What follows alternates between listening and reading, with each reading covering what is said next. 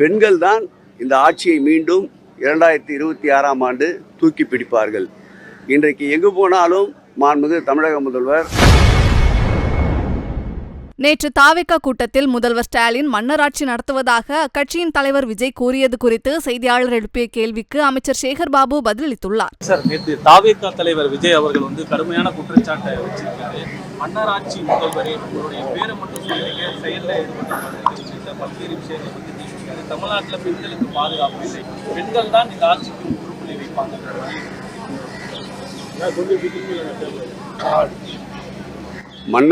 ஒரு சினிமா வரி பாடல் தான் நினைவுக்கு வருகிறது.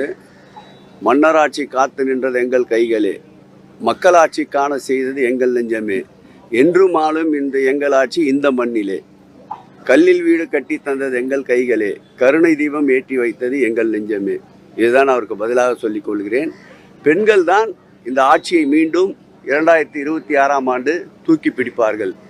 இன்றைக்கு எங்கு போனாலும் மாண்புமிகு தமிழக முதல்வர் எங்கள் உயிரினும் மேல அன்பு தலைவர் தளபதி அவர்களை வரவேற்கின்ற கூட்டம் எதுவென்றால் அதில் 80% பெண்கள் கூட்டம்தான். எங்களை சுற்றி நிற்பவர்கள் கூட பாருங்கள். பெருநகரத்துடைய மேயர் பெண், பக்கத்திலே நிற்கின்ற சுகாதார நிலைக்குழு தலைவர் பெண், அதன் பக்கத்திலே நிற்கின்ற மண்டல குழு தலைவர் பெண், இந்த பகுதியினுடைய ஹெல்த் ஆபீசர் பெண், இப்படி எங்கும் பெண்கள். சக்திமயமான இந்த ஆட்சியை எந்த சக்தியாலும் அகற்ற முடியாது என்பதுதான் எங்களுடைய பதில். தமிழகத்தில் திராவிட கட்சிக்கு மாற்றாக கட்சி ஆரம்பிச்சு ஒரு ஆண்டுக்கு வந்த ஒரு கட்சி இன்னைக்கு 2026 திமுகவுக்கும் அவர் தவழுகின்ற குழந்தை.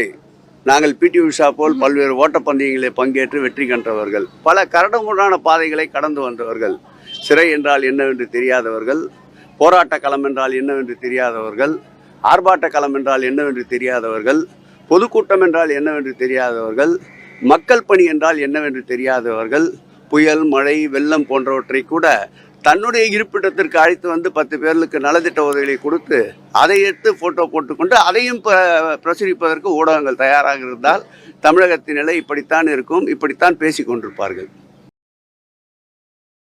செய்திகளை உள்ளது உள்ளபடி தெரிந்து கொள்ள ரெஃப்ளெக்ட் நியூஸை சப்ஸ்கிரைப் பண்ணுங்க.